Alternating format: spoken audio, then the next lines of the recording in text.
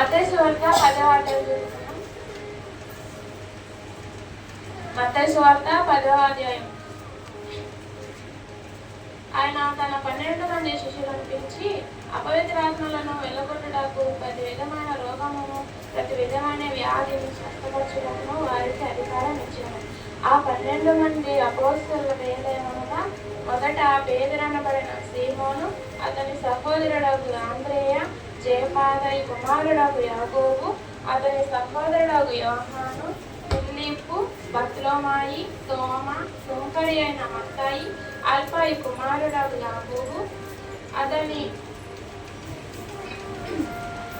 అద్దయి అయిన మారుపేరగల లెబ్బాయి, కననీయుడైన సీమోను, ఆయనను అప్పగించిన ఇస్కరియోతు యోధ.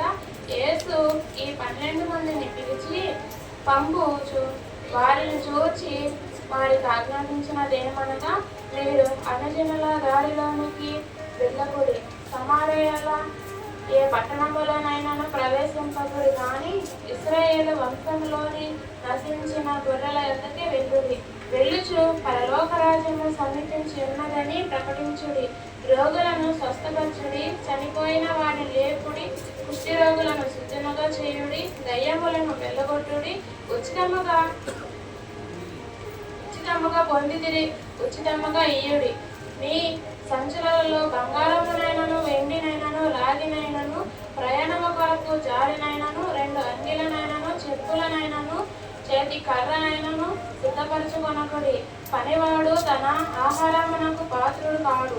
మరియు మీరు ఏ పట్టణములోనైనను గ్రామములోనైనను ప్రవేశించినప్పుడు అందులో ఎవడ యోగ్యుడో విచారణ చేసి అక్కడ నుండి వెళ్ళు వరకు అతని ఇంటినే బస చేయుడి.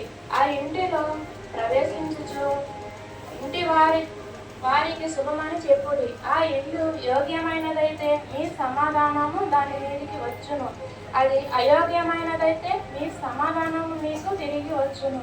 ఎవడైనాను మిమ్మల్ని చేర్చుకొనక మీ మాటలు వినకుండిన యెడల మీరు ఆ ఇంటినైనను ఆ పట్టణమునైనను విడిచిపోయినప్పుడు మీ పాదధూళి దులిపివేయుడి. విమర్శ దినమందు ఆ పట్టణము గతి కంటే సోమరుల ప్రదేశము గతి ఓర్వదగినదై ఉండునని నిశ్చయముగా మీకు చెప్పుచున్నాను. ఇదిగో, తోడల మధ్యకు గొర్రెలను పంపినట్లు నేను మిమ్మల్ని పంపుచున్నాను. గనుక పాము వలె వేపులై పాములను వలె నిష్కపట్టునులై ఉండుడి. మనుషులను గురించి జాగ్రత్త పడుడి. వారు మిమ్మల్ని మహాసభలకు అప్పగించి తమ సమాజ మందిరములలో మిమ్మల్ని కొరడాలతో కొట్టింతురు.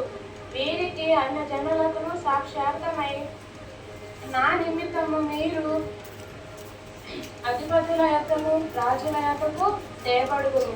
వారు మిమ్మల్ని అప్పగించినప్పుడు ఎలాగ మాట్లాడదుము, ఏమి చెప్పుదుము అని చింతింపకుడి. మీరేమి చెప్పవలెనో అది ఆ గడియలోనే మీకు అనుగ్రహింపబడును. మీ తండ్రి ఆత్మ మీలో ఉండి మాట్లాడనే కానీ మాట్లాడేవారు మీరు కాదు. సహోదరుని తండ్రి కుమారుని మరణమునకు అప్పగించెదరు. పిల్లలు తల్లిదండ్రుల మీద లేచి వారిని చంపించెదరు. మీరు నా నామము చిత్తము అందరి చేత ద్వేషింపబడుదురు. అంతము వరకు సహించిన వాడు రక్షింపబడును. వారు ఈ పట్టణములలో మిమ్మల్ని హింసించినప్పుడు మరి యొక్క పట్టణమునకు పారిపోవుడి. మనుష్య కుమారుడు వచ్చే వరకు మీరు